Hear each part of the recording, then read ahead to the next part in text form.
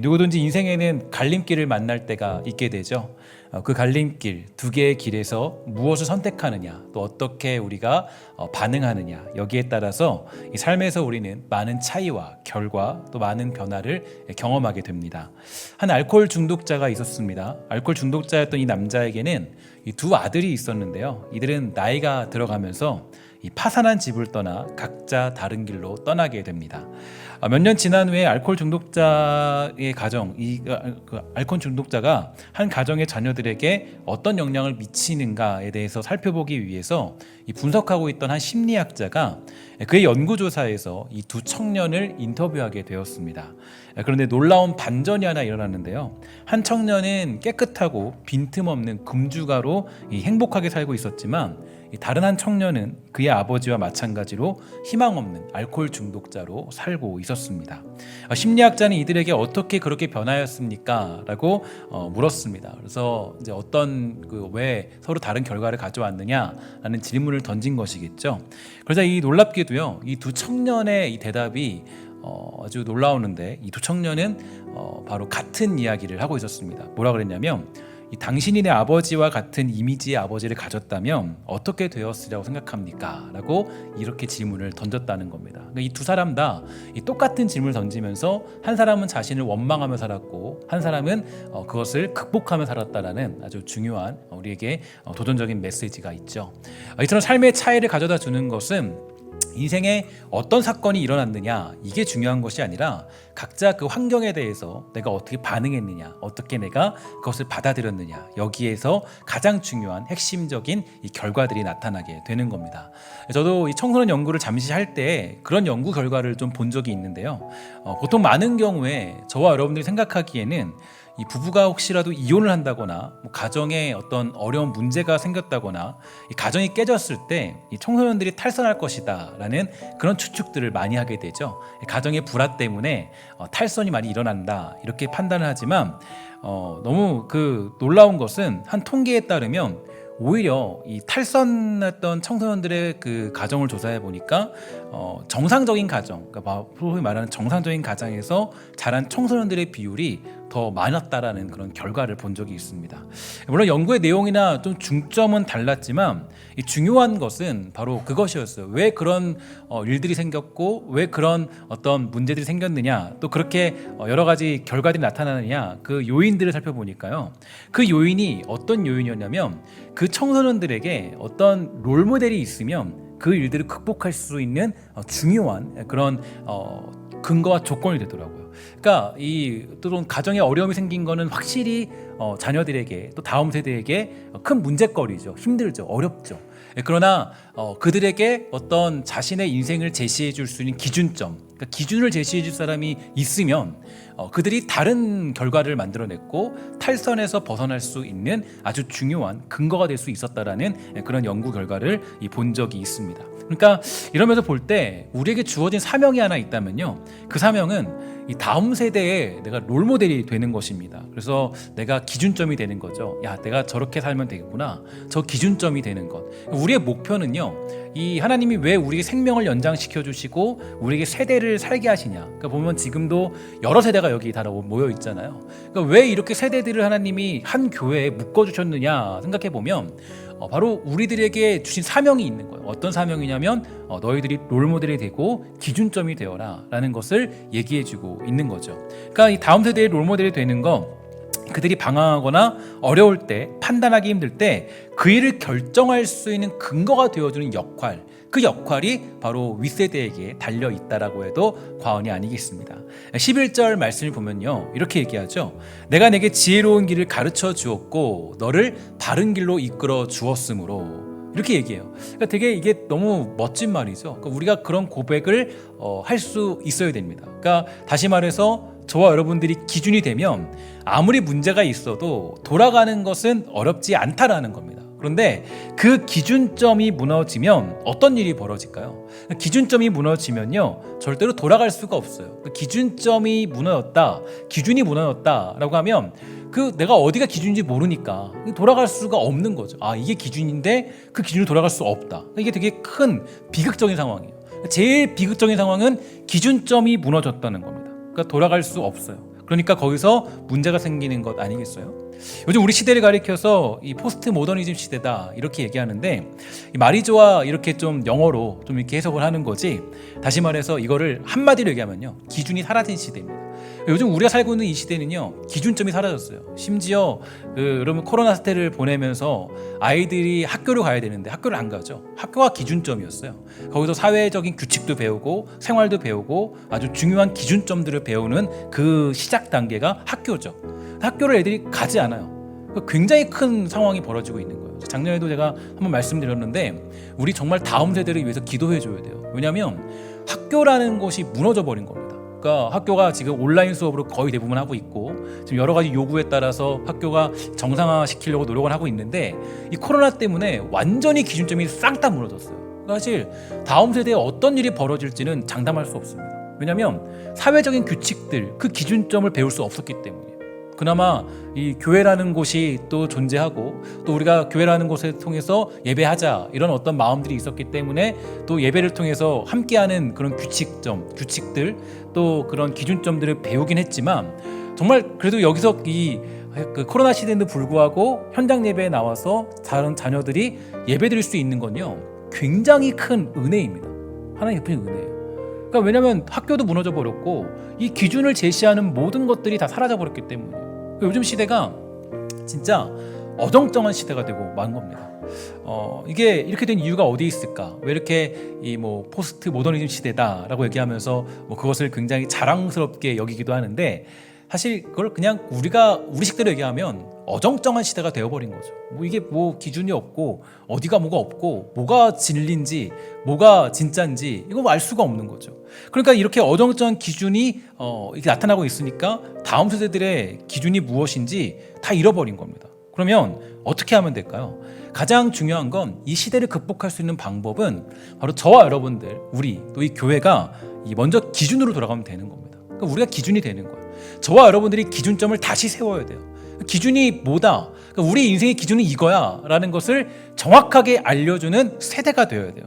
지난주에 배웠던 말씀 여러분 기억하시나요? 잠언서 1장 7절이죠. 이게 기준이에요. 우리 한번 다 같이 읽도록 하겠습니다. 시작. 여호와를 경외하는 것이 지식의 근본이거늘 미련한 자는 지혜와 훈계를 멸시하느니라. 아멘. 우리 그리스도인들, 그러니까 우리 예수 믿는 사람들, 교회가 외치는 기준은 이거예요. 여호와를 경외하는 게 지식의 근본이다. 이건 우리를 통해서 이게 기준점이 딱 나타나는 겁니다. 그러니까 말로만 선포됐던 그 기준이 우리를 통해서, 여러분들을 통하여서, 그러니까 저와 여러분들을 통하여서 이 기준점이 딱 세워지는 거예요. 그러니까 여러분, 되게 우리가 롤모델이 되는 것은 굉장히 중요한 그런 모습이죠. 여호와를 경외하는 것, 그 모든 것이 지식의 근본이다. 이거를 우리가 삶으로 기준점을 딱딱딱 찍어주면 다음 세대들이 그 기준점을 보고 아무리 타락한 시대가 온다 할지라도 다시 돌아갈 수 있게 되는 거예요. 근데 만약에 우리가 어정쩡한 자세를 취하고 기준이 어떤 건지 알려주지 못하고 기준점을 제시하지 못하면 우린 그렇게 돌아가기가 굉장히 어려워지는 겁니다. 여호와를 경외하는 것, 그게 모든 지식의 근본이죠.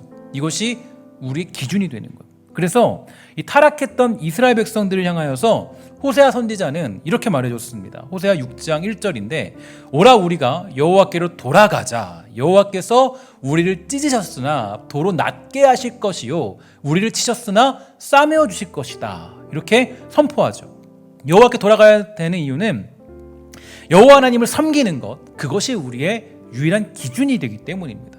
우리가 그렇게 기준으로 돌아가려 하면 하나님은 우리를 낮게 하시고 싸매어 주시는 하나님이다 라고 선포하고 있죠.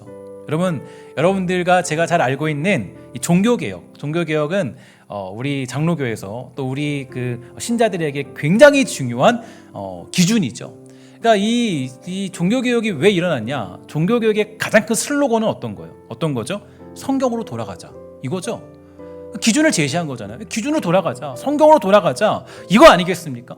그게 종교개혁을 일으켰고 바른 신앙의 기폭제가 된 겁니다. 우리도 마찬가지예요. 세상에 이런저런 이야기들을 보면요, 교회를 향한 손가락질은 끝이 없어요. 이래도 욕을 하고 저래도 욕을 하고, 세상은 우리를 향하여서 좋은 평가를 내린 적이 거의 없는 것 같아요. 제가 여기를 좀 분석해봤습니다. 왜 그렇게 우리를 손가락질 하느냐? 여기에는 두 가지 이유가 있다라고 생각해요. 제가 지난주에 말씀을 연구하면서 그런 생각이 들었는데, 첫 번째로는 뭐 여러분들이 다 인정하고 다 알고 있는 것처럼 한국 교회가 타락한 부분이 있겠죠. 이것은 어떤 면에서 볼 때는 부인할 수 없는 일입니다. 모두가 잘 아는 것처럼 한국 교회의 문제는 하루 이틀의 문제는 아니죠. 최근 이런저런 기사를 찾아보다 보니까요, 근데 깜짝 놀랄 일을 제가 보게 되었는데 좀 놀랐어요. 왜 놀랐냐면 약 10년 전쯤에 있었던 기사를 제가 보게 됐는데, 그때 나왔던 통계인데, 그래도 그때는 기독교가 어느 정도 조금 더 지금보다는 조금 더 좀 나을 때라고 해도 과언이 아니에요. 그럼에도 불구하고 한국 교회를 향한 그 인식이요, 약 50% 정도 좋지 않다라는 평가를 가지고 있습니다. 제가 요즘에 나타난 한국 교회에 대한 인식을 보니까요, 비슷해요. 별로 다르지 않아요. 10년 전이나 코로나를 지난 후에나 여전히 그 퍼센테이지는 거의 똑같더라고요. 그러니까 뭐 지금 보니까 지금 제가 봤을 때는 뭐 그 50 몇 프로 이렇게 본 적이 있고 40 몇 프로 본 적이 있고, 인식이 별로 좋지 않아요. 그러니까 그런 평가를 가지고 있다는 조사를 보게 됐어요. 그래서 많은 사람들이 뭐 교회는 썩었다, 타락했다, 문제 있다, 이런 식으로 교회를 매도하고 있었습니다. 저도 뭐 시간을 좀 돌아보면 기억나는 것이 있는데, 이 대학교 때 신학교를 다니면서도 문제 있는 교회들을 향하여서 뭐 그때 비판하고 뭐 정말 소망이 없는 것처럼, 야 이제 소망이 없겠구나, 이런 생각을 하면서 마음을 품었던 적도 있어요. 아마도 그런 현상들은요, 이전이나 지금이나 똑같은 것 같아요. 그러니까 10년 전이나 20년 전이나 그때도 여전히 한국 교회에 대한 인식은 여전히 좋지 않아요. 이유가 있겠죠. 제가 공공을 생각했어요. 아니 왜 분명히 일은 사건과 환경과 상황은 여전히 계속 다르고 지금 모든 게 다른데 왜 인식은 여전히 50% 정도를 가지고 있느냐, 좋지 않은 인식을. 고민을 해봤어요. 고민해보서 하나님께 기도하고 또 생각해 보니까 이유가 있더라고요.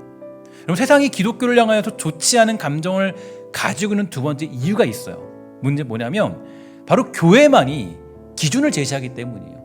그러니까 교회만이 인간의 기준, 세상의 기준을 제시하기 때문이에요. 이게 듣기 싫은 거죠. 그러니까 인간의 기준은 뭐예요? 여러분 너무 잘 아는 것처럼 인간의 기준은요, 여호와 하나님께 돌아가는 겁니다. 이게 우리의 기준이에요. 그러니까 세상의 기준은 바로 여호와 하나님께 돌아가자, 이게 우리가 외치는 가장 중요한 기준이에요. 하나님의 말씀으로 돌아가는 것, 여호와 하나님께 돌아가는 것, 바로 교회만이, 우리들만이 인간으로서의 가장 중요한 기준점을 제시합니다. 그러니까 교회가 마음에 들지 않고 기분이 좋지 않은 거예요. 그럼 이게 좀 이렇게 매칭이 안 될 수 있는데, 이걸 이렇게 예를 들면 좀 편할 것 같아요. 여러분, 그 학생은요, 공부하는 게 기준이죠. 학생은 공부하기 위해서 학생의 자세를 갖고 있잖아요. 공부하는 게 기준이에요. 아침 일찍 일어나서 학교 갈 준비를 하는 것, 그게 기본입니다. 그런데 엄마가 자녀에게요, 얘기해요. 야, 공부해라. 야, 오늘 공부 숙제 다 했니? 공부해. 그렇게 이야기하면 이 자녀가 옳았구나 하고 공부해야지라고 외치는 자녀들 별로 없죠. 자녀 뭐라 그래요? 엄마는 또 공부하라 그래. 사실 이게 기준이거든요. 공부하는 게 기준이에요. 기준을 말해도 그 말이 그렇게 듣기 싫어요. 그러면 그때 온갖 핑계를 다 댑니다. 왜 엄마는 나에게 그렇게 말하냐? 뭐 엄마 나에게 악감정 있냐? 정말 내 엄마 맞냐? 막 질문하죠. 온갖 핑계를 다 대죠. 하지만 학생이 공부하는 것은 무엇보다 기본입니다. 기준이에요. 기준. 이거는 우리가 뭐라고 하지 않아도 그건 기준이에요. 기준. 뭐 듣기 싫든 듣기 좋든 엄마가 그 자녀에게 공부해라, 이거는 기준, 이거는 뭐 변할 수 없는 기준이죠. 그리고 아침에 일찍 일어나서 자녀가 학교 갈 준비하는 거, 학교에 가는 거, 기준이에요? 아니에요? 기준점이잖아요. 학교 가는 거 기준이잖아요. 그건 당연한 기본이에요. 근데 여러분, 우리 다 경험하셨겠지만 아침에 자녀를 깨울 때 자녀가 고스란히 일어납니까? 자녀가 야 누구야 부르면 예! 하고 벌떡 일어나요? 아니죠?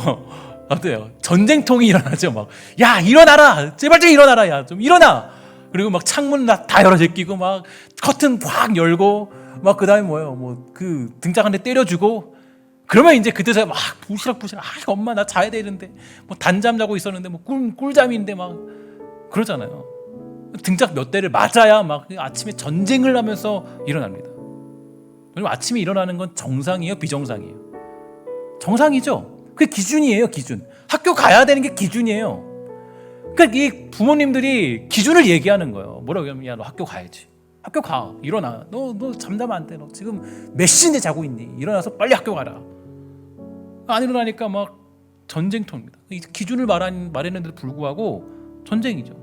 어떤 사람들은 공부해야지, 일어나야지라고 순수하게 따르는 사람들도 있어요. 가끔씩. 정말 대단한 자녀들도 있겠죠. 그죠? 근데 어떤 사람들은 난리가 나요. 그래서 저는 생각했어요. 교회가 세상의 지탄을 받을 수밖에 없는 이유는 여기에 있구나. 그러니까 교회는 항상 세상과 조우할 수 없어요. 그럼 이걸 잘 기억하셔야 돼요. 세상이 인정받고 각광받고 야 교회 박수 쳐주고 이런 일은 거의 없다고 해도 우리가 괜찮을 것 같아요. 거의 없죠.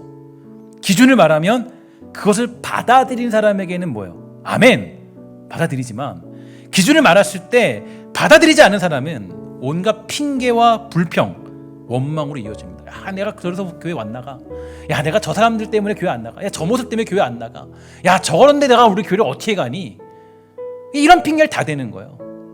그러니까 우리는 진리를 얘기하고 우리는 그 말씀을 선포하면 되는 겁니다. 그러니까 여러분들과 제가 잊지 말아야 될 가장 중요한 것은 여러분들과 제가 지금 기준을 말하고 있느냐, 지금 기준 안에 거하고 있느냐, 그 기준점을 제시하고 있느냐, 이게 중요한 거지 세상이 어쩌고 누가 뭐라 했고 저렇고 거기에 끌려다닐 필요가 없어요. 그러니까 우리는 여기에서 한 가지 중요한 것들을 하나 깨달을 수 있죠. 그러면 우리가 어떻게 되는가? 우리에게 필요한 거는 무엇이냐? 우리는 어떻게 되냐면 우리는 바로 세상에 가서도, 그러니까 이 교회와 성도는 세상에 갔을 때 가장 중요한 덕목이 있다면, 가장 중요한 모습이 있다면 우리가 기준점이 돼야 되는 인생을 사는 거예요. 내가 적어도 기준을 말했으면 기준에 대한 모습을 보여줘야 되는 거죠. 기준점. 내가 기준이야. 예수 믿는 사람은 이렇게 살아가는 거야. 예수 믿는 사람은 이런 모습으로 가는 거야. 하나님 믿는 백성들은 이런 모습이야. 이것을 기준을 제시해 주는 거예요. 그러니까 신앙의 기준, 그것이 저와 여러분들이 가져야 될 사명이 되는 겁니다. 저는 이 말씀을 준비하면서 여러분들을 위해 기도했습니다. 오늘 우리 사랑하는 신성교회와 우리 성도들이 신앙의 기준이 되기를, 직장에 가서도 가정에 가서도 그 기준되는 인생을 살아가는 우리 믿음의 종들 다 되시기를 주의 이름으로 간절히 부탁을 드리겠습니다. 여러분, 그게 우리가 기도해야 될 가장 중요한 모습이에요. 회복의 메시지예요. 그러니까 여러분, 잠언서가 뭐냐라고 질문을 던졌을 때 이 잠언서를 우리 사역자들하고 이것저것 얘기를 많이 했는데요. 그러니까 저희들이 이제 이 잠언서를 어떻게 설교해야 되고 어떻게 또 나눠야 되는가, 이런 고민들을 나눈 적이 있어요. 나누는데 그냥 저는 잠언서 하면 떠오르는 게 뭐냐면 잠언서는 삶의 기준이구나. 삶의 기준. 삶의 기준점을 제시해 주는 거, 아주 콕콕콕 집어서. 그러니까 그냥 하나님을 섬기는 겁니다, 여호와를 경외하는 게 기준이에요 라는 말을 쫙 풀어가지고 이렇게 섬길 때는 이렇게 섬기는 거예요. 하나씩 기준점을 다 제시해 주는 거. 이게 하나님 섬기는 거고 그리스도인의 모습이에요. 그러니까 어떤 기준점으로 돌아가야 되는지를 알려주는 말씀이 잠언서 아니겠어요? 그래서 오늘 보면 13절을 보면 솔로몬은 이렇게 얘기합니다. 훈계를 굳게 잡아 놓치지 말고 굳게 잡으라. 그것은 너의 생명이다 라고 얘기합니다. 이 기준이니까 생명이죠. 여러분, 건물을 지을 때 기준점이 무너지면 어떻게 돼요? 건물을 지을 때 기준점이 무너지면 다 폭삭 무너지는 거예요. 제일 중요한 게 기준점이잖아요. 그 기준점이 무너지기 시작하면 건물은 그냥 어느 순간에 확 무너지는 겁니다. 그렇죠? 여러분, 똑같아요. 훈계를 잡아 놓치지 말고 굳게 잡아라. 그 말씀, 하나님의 말씀이 기준이니까 그 말씀을 붙잡고 살아가면 그거는 너희들이 무너지지 않는 그런 맡은 아주 튼튼한 그런 가정처럼 된다. 그것은 너의 생명이다라고 말해주고 있죠. 다시 말해서 하나님의 말씀을 붙잡고 신앙생활을 시작했으면 이제 죽든지 살든지 그 말씀을 놓으면 안 된다라는 것을 가르쳐주고 있는 분명한 메시지가 오늘 선포되어지고 있습니다. 그리고 그렇게 하는 것이 삶다운 삶이고 생명을 누리는 삶이라고 우리에게 알려주고 있다라는 거죠. 이 아브라함은 하나님께서 하란을 떠나라는 명령을 내리셨을 때 그 말씀을 그대로 쫓아갔습니다. 지금도 마찬가지지만 연고지가 없는 땅을 향하여 간다는 것은요, 이 당시에는 정말 무모하고 아무런 기약도 없이 없는 결단이에요.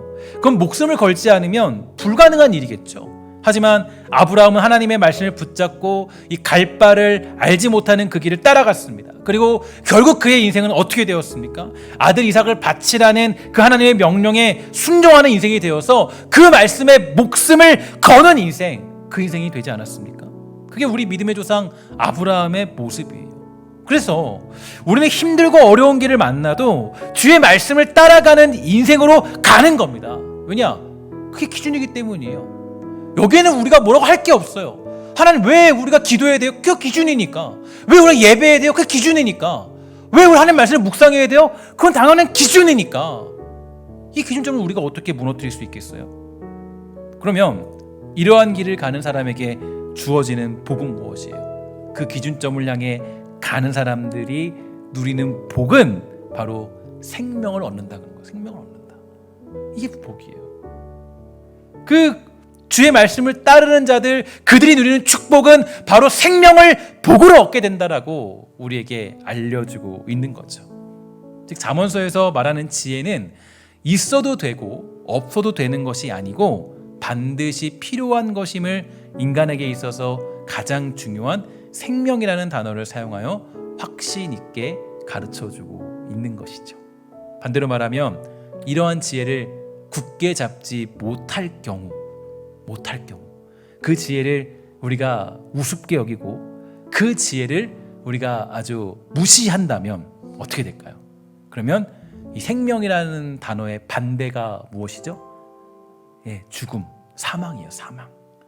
이 생명은 사망과 반대적인 의미를 지닌 것이기 때문에 이 숨을 쉬며 살아가는 상태를 가리키지만 단순히 이 목숨을 연장시키는 수단이 아니라 이 생명은 또한 뭐로 파생되냐면 이 강하고 담대하고 활력 있는 삶, 자신에게 주어진 사명을 감당하며 근실히 행하는 삶을 사는 것을 가리키는 표현입니다. 그러니까 주의 말씀을 생명 걸고 지키는 사람들, 그것을 목숨 걸고 지키는 사람들이 가진 사람들의 특징이 뭐냐면 강하고 담대한 인생으로 살아가는 축복을 또한 누리게 되는 거예요.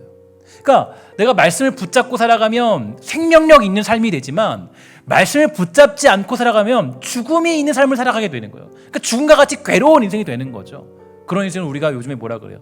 우울하다. 그죠? 우울증 얘기하잖아요.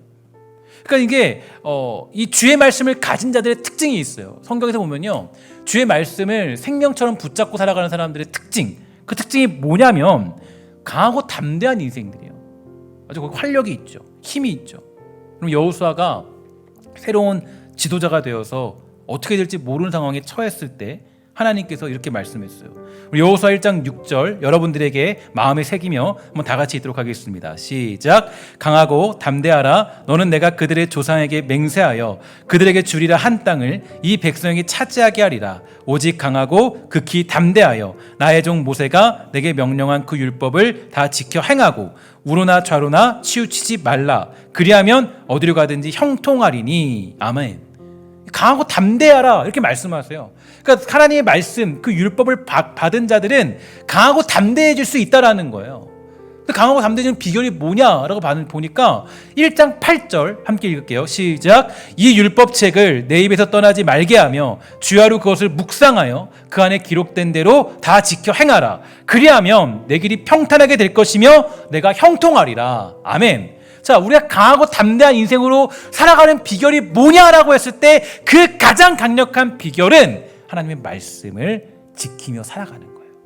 그 말씀을 가지고 있는 사람들, 그 말씀을 가지고 그것을 목숨처럼 생명처럼 굳게 잡고 살아가는 사람들의 특징은 뭐가 있냐? 강하고 담대한 인생을 살아가는 은혜를 누리게 되더라는 거예요. 여호수아는 강하고 담대한 인생이 되었습니다. 하나님의 말씀이 임하게 되니까 그런 인생이 될 수 있던 거죠.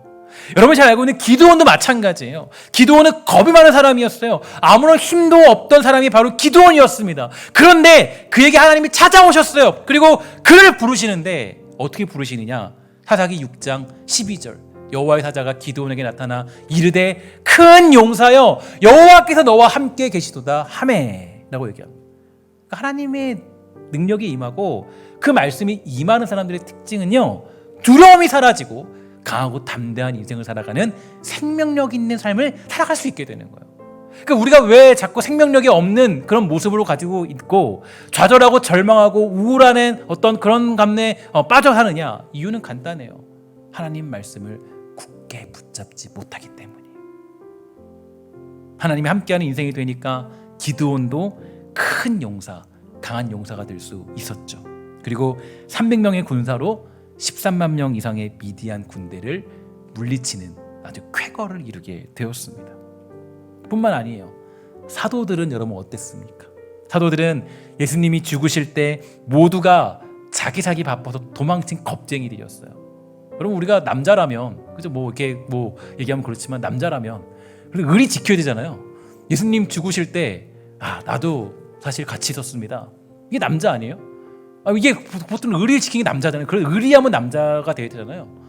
근데 여러분 잘 보세요. 예수님이 잡혀가실 때 다 도망쳤어요. 그러니까 남자의 모든 것들을 다 버린 사람들이에요. 아주 정말 이 제자들 보면요, 그냥 겁이 많아서 그냥 다 도망친 사람. 그냥 사실 가도 그냥 예수님 믿든 안 믿든 그 중요한 것보다도 그냥 남자라면 그냥 거기서 그냥 죽어야 되는 게 맞잖아요. 그래도 인간적으로 봤을 때 안 그래요. 다 도망쳤어요. 다. 예수님 가시죠. 저는 살겠습니다. 제자들의 모습이었어요. 심지어 베드로는 뭐라 그래요? 자기 바빠가지고 그냥 뭐라 그래요? 내가 예수님 나 저 사람 예자도 모른다. 저 사람 모르는 사람이다. 아니 무슨 내 스승이냐? 전혀 그냥 완전히 뭐라고 성경에 3번 부인했다. 3번은 뭐예요? 완전수를 얘기하죠. 그죠? 3번. 그 당시에 3번 부인하면요 이거예요. 그러니까 무조건 그리스도를 부인할 때 3번 정도 이렇게 반복을 시켜요. 3번 부인하면 끝입니다. 3번을 얘기하는데 3번 부인했다는 건 그냥 아예 여지도 남겨두지 않고 그냥 예수님에 대한 조금의 여지도 없이 그냥 완강히 부인, 완강히 아예 난 본 적도 없고 일면식도 없고 예수님의 예자도 모르는 사람이 아예 이런 소위 말해서 이런 겁쟁이, 그죠? 이런 사람이 세상에 어디 있어요? 어떻게 이렇게 예수님과의 의리마저 3년 동안 공생의 기간을 보냈는데 이렇게 그냥 해버리는 그런 사람이 어디 있어요? 그런데 그들에게 성령이 임하자 어떤 일이 벌어졌습니까? 사도행전 2장 29절 우리 함께 읽어보도록 할까요? 시작. 형제들아 내가 조상 다윗에 대하여 담대히 말할 수 있노니 다윗이 죽어 장사되어 그 묘가 오늘까지 우리 중에 있도다. 정확하게 얘기하죠. 사도행전 4장 31절 빌기를 다음에 모인 곳이 진동하더니 무리가 다 성령이 충만하여 담대히 하나님의 말씀을 전하라. 그죠? 전하니라. 사도행전 9장 29절 또 주 예수의 이름으로 담대히 말하고 이렇게 얘기해요. 담대해졌어요. 그러니까 이 말씀을 그 굳건히 붙잡는 인생이 되니까 여러분 그냥 단순히 생명을 얻었다라고 하면 안 돼요. 생명이란 건 뭐가 있냐면 거기에서 담대하고 강함이 함께 있다라는 생명력 있는 아주 생명력 있는 인생이 된 거예요. 여러분 우리가 잘 보세요. 우리가 많은 경우에 우리가 인생을 볼 때 우울한 사람들 있어요. 굉장히 무조건적으로. 또 어떤 사람들은 정말 활기가 있고 생명력인 사람도 있어요. 그러니까 하나님의 말씀을 굳게 붙잡으면 활력이 있고 활기가 있고 열정이 여기에 있어요. 그러니까 주님 만나면요 가장 먼저 나타나는 변화가 열정이 생기죠. 열정이. 이 끊임없는 열정. 왜냐? 하나님 말씀이 살아 움직여서 운동력이 있으니까 멈추지 않아요. 달리고 또 달리고 또 달리고 또 달리고. 바울이 뭐라 그래요? 나중에 전제와 같이 내가 부음바 되었다. 나는 멈추지 않고 달렸다. 왜냐? 하나님이 강하게 만들고 담대하게 만드니까 생명력 있는 인생이 되는 거예요. 그러니까 이 주의 훈계를 생명처럼 여기는 자들에게는 강하고 담대한 모습이 가득해지는 겁니다. 하나님이 말씀이 주는 유익이 뭔지 그 복이 무엇인지 우린 정확하게 깨달을 수 있게 되는 거죠. 오늘 저와 여러분들이 힘이 없고 우울해지는 이유는 어디 있을까요? 소망을 볼 수 없는 이유는 무엇이라고 생각합니까? 너무 여러분 환경 탓을 돌리고 있지 않아요? 야, 나는 그럴 수밖에 없어. 우리 가정 보니까 가정이 우울해지는 이유는 어디 있어요? 가정 보니까 이것도 부족하고 저것도 부족하고. 사실 근데 우리는 너무 원인을 다른 데로 찾을 때가 있어요. 원인이 어디 있냐면 우리 가정이 돈이 많던 적든 환경이 좋던 안 좋던 그게 중요한 게 아니라 우리 가정이 하나님 말씀을 굳게 붙잡고 있으면 거기에서 생명력이 샘솟듯이 솟아나는 놀라운 은혜가 우리에게 임하게 될 줄 믿습니다. 축복하는 것은 여러분 가정에 어떤 어려움이 있어도 오직 주님만을 바라보면서 정말 주님의 생명력이 샘솟듯 솟아나는 기적이 여러분 가정 가운데 나타나게 되기를 주의 이름으로 간절히 축원합니다. 마지막으로 그 열왕기하 23장에 나타난 한 인물을 소개하고 마치려고 하는데요. 누구냐면 요시야 왕이에요. 요시야 왕 잘 기억하시죠? 요시야 왕 하면 이제 아주 바르고 대단하고 또 어릴 때 왕이 되어서 이제 그 대단한 그런 왕으로 또 자리 잡은 사람입니다. 열왕기하 23장에 나타난 요시야 왕의 모습을 보면요, 이런 말씀이 있어요. 21절에 보면 왕이 뭇 백성에게 명령하여 이르되 이 언약책에 기록된 대로 너희 하나님 여호와를 위하여 유월절을 지키라 하매 사사가 이스라엘을 다스리던 시대부터, 이거 중요해요. 여기서 잘 보세요. 사사가 이스라엘을 다스리던 시대부터 이스라엘 여러 왕의 시대와 유다 여러 왕의 시대에 이렇게 유월절을 지킨 일이 없었다라고 얘기해요. 충격적이지 않아요? 저 이걸 보면 너무 충격적이었어요. 사사 시대부터 지금까지 이렇게 유월절을 지킨 적이 없대요. 여러분 우리 그때 배웠죠. 출애굽기 때 배웠죠. 유월절 얼마나 중요한지 우리 아마 묵상하면 배웠을 거예요. 그런데 요시야 왕 18째 해에 예루살렘에서 여호와 앞에 유월절을 지켰다라고 얘기해요. 여러분 이게 너무 중요한 메시지예요. 제가 왜 이 메시지를 마지막 결론으로 얘기하냐면 요시야 왕이 했던 너무 중요한 일이 있어요. 유월절은 모든 이스라엘 백성들이 당연히 지켜야 될 기준적인 절기예요. 기준점이에요. 유월절을 시작으로 그들은 어떻게 된 거예요? 출애굽한 거예요. 유월절을 지키지 않게 되었다라고 얘기해요. 유월절은 이스라엘 백성의 시작을 알리는 중요한 절기이고 구원이 하나님께 있음을 고백하는 너무나도 중요한 절기예요. 근데 뭐라 그러냐면 전 이 말씀을 다시 묵상하면서 너무 놀랐어요. 이스라엘 여러 왕의 시대와 유다 여러 왕의 시대에 이렇게 유월절을 지킨 일이 없었다라고 얘기해요. 이건 무슨 얘기예요? 그동안의 시대가 모든 기준점을 다 상실해버린 시대였다는 거예요. 근데 여러분 요시야 왕이 한 일이 뭡니까? 요시야 왕이 한 일은 뭐냐면 기준점이 다 사라졌는데 그 기준점을 잃어버린 시대에 기준점을 회복한 거죠. 기준이 이거야. 어떤 기준이냐? 유월절을 지키면서 여호와 하나님을 경외하고 그 구원을 고백하고 선포하는 게 우리의 가장 중요한 기준이야라고 제시해 준 거예요. 엄청난 사람 아니에요? 대단한 사람이죠. 요시야 왕이요, 사실 정치적으로나 상황적으로 봤을 때 역사적인 사람들의 평가는 그의 개혁은 실패했다라고 평가합니다. 개혁은 사실 실패했어요. 결국 그의 그 인생의 마지막도 안타까운 죽음이죠. 무기또 전투에서 전사하게 되면서 세상적으로 볼 때는 크게 성공한 왕은 아니었습니다. 요시야 왕이 그래요. 근데 성경은 달라요. 성경은 뭐라 그런지 아세요? 요시야 왕에 대한 평가. 여러분 이게 너무 멋져요. 제가 이 말씀을 보면서 여러분들에게 꼭 이런 말씀이 이루어졌으면 좋겠다는 생각으로 이 말씀을 준비했어요. 25절 우리 한번 다 같이 읽도록 할게요. 시작. 요시야와 같이 마음을 다하며 뜻을 다하며 힘을 다하여 모세의 모든 율법을 따라 여호와께로 돌이킨 왕은 요시야 전에도 없었고 후에도 그와 같은 자가 없었더라. 아멘. 너무 대단한 극찬. 성경에서 볼 수 없는 극찬이에요. 너무 대단한 극찬이에요. 전에도 후에도 없었더라. 근데 이 요시야 왕이 한 게 뭐예요? 딱 하나죠. 기준점 제시한 기준점. 기준이 뭐냐? 여호와께로 돌아가서 유월절을 지키는 게 기준이야. 너희들이 지금 뭐 잘났다고, 뭐가 뛰어나다고, 뭐를 가지고 있다 할지라도 그건 중요하지 않아. 제일 중요한 건 뭐냐면 여호와를 경외하고 유월절을 지키면서 그게 기준이야. 그게 잠언서가 그거 얘기하고 있죠. 여호와를 경외하는 것이 지식의 근본이거늘.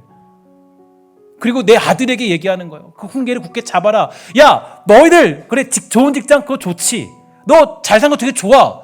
너 정말 뭐 공부 잘한 거 좋지. 그러나 너희들 잘 생각해. 너의 기준은 뭐냐면 바로 여호와 하나님을 섬기는 거야. 그 기준점을 탁 하고 제시해 주니까 성경이 뭐라 그래요? 이런 사람은 전에도 없었고 후에도 없었더라. 야, 제가 이 말씀을 보는데 와, 가슴이 막 떨리더라고요. 너무 멋지는 거야. 하나님의 평가가 이런 거예요. 다른 거 중요하지 않아요. 뭐 돈이 얼마 벌었느니, 뭐 너 내가 유산 줄게, 뭐 너 내가 얼마 매덕 줄 줄 아니? 그거 세상에서 그 성경에서는 그 평가 없어요. 평가 딱 하나요. 무슨 평가냐? 6월절을 기준이라고 내세웠던 요시야. 그 나라 앞에서 기준은 이거예요. 얼마나 압박이 심했겠어요. 어린 왕인데, 나이도 어린데 6월절이 기준이에요 라고 얘기했을 때 대신들이 얼마나 난리가 났겠어요. 무슨 소리야, 나라를 돌봐야지, 할 일이 얼마나 많은데요. 근데 거기서 그거 굴하지 않고 얘기한 거예요. 6월절을 지키는 게 우리 기준입니다. 그러니까 여기서 성경이 평가를 내리죠. 뭐라 그래요? 전에도 후에도 없는 인생. 이게 여러분과 저에게 필요한 메시지 아니에요? 여러분, 우리가 자녀들에게 또 우리 교회에서 다음 세대에게 뭘 전달해 주겠어요? 어떤 걸 전달해 줄 수 있겠어요? 다른 거 없어요. 저는 그래요. 정말 가끔씩 그래요. 가끔씩 제가 지난주에 어떤 그 제자에게 그런 메시지를 받았는데 저에게 그래요. 그런 기준이 돼서 감사합니다라고 얘기하더라고요. 사역의 기준이 되어줘서 감사합니다. 그래서 그 얘기를 하니까 너무 감사하더라고요. 여러분, 우리가 정말 해야 될 일이 있어요. 여러분들과 제가 해야 될 일은 무엇을 삼아야 되느냐? 하나님, 어떤 상황에 있어도 우리가 기준이 되게 해주세요. 신앙의 기준은 우리 권사님이야. 신앙의 기준은 우리 안수집사님이야.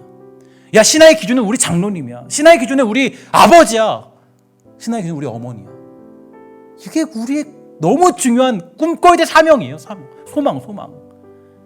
이 소망 가지면 우리가 이 잠언서를 통해서 얻을 수 있는 게 뭔지를 너무 잘 알 수 있게 되는 거죠. 여러분, 기본을 잃어버린 백성만큼 비참한 사람들도 없을 겁니다. 저는 이 말씀을 준비하면서 이렇게 기도하고 꿈꿨어요.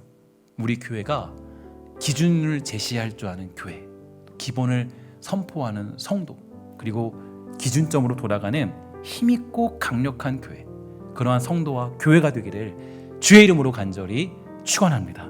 오늘 저와 여러분들이 그 시작이 되어서 다음 세대가 방황할 때 암울하다고 말하는 이 현실의 평가 속에서 여러분 기준이 되어 주십시오. 여러분, 축복하는 것은 아이들에게 당당히 말하세요. 기도하는 게 기준이야. 예배 드리는 거 그거 기준이야. 우리가 하나님께 헌신하고 드리며 살아가는 거 그거 기준이야. 이거는 타협할 수 없어. 그걸 알려줄 수 있다면 더 큰 칭찬은 없을 거예요. 그게 우리들이 가져야 될 가장 중요한 꿈 아니겠습니까? 우리 하나님이 함께 하심을 믿으시고 그 기준을 선포하는 일에 두려워하지 마시고 멈추지 마시고, 하나님이 여러분들을 우리 이 시대의 기준으로 세우셨습니다. 하나님, 여러분 그냥 두시겠어요? 여러분들이 기도하고 구하면 여러분들을 기준으로 살아가는 인생으로, 아주 강력하고 힘있는 인생으로 세워주실 것입니다. 그 사실을 믿고 우리 5월 한 달 동안, 또 앞으로 남은 인생, 주님 부르신 그때까지 기준되는 인생으로 살기에 부족함 없는 복되고 아름다운 신성의 아름다운 우리 권속되기를 주의 이름으로 간절히 부탁을 드리겠습니다. 기도하도록 하겠습니다. 하나님, 감사합니다. 우리가 이 땅을 살아가며 나아갈 때 때때로는 우리가 다음 세대에게 기준이 되지 못하는 경우도 있습니다. 때로는 부족한 부분도 있습니다. 너무나도 우리가 연약하고 너무나도 우리가 부족하고 때로는 하나님 앞에 죄스러운 것도 있고, 그러나 하나님, 이 시간 결단하기 원하는 건 우리가 요시아와 같이 다시 한번 기준을 말하고 그 기준점이 어떤 것인지에 대해서 선포할 줄 아는 복된 성도 되도록 허락하여 주시옵소서. 기준이 없는 시대를 살아가고 있습니다. 하나님, 점점 기준이 사라지고 남자와 여자의 기준이 사라지고 있는 아주 비극적인 시대도 살아가고 있습니다.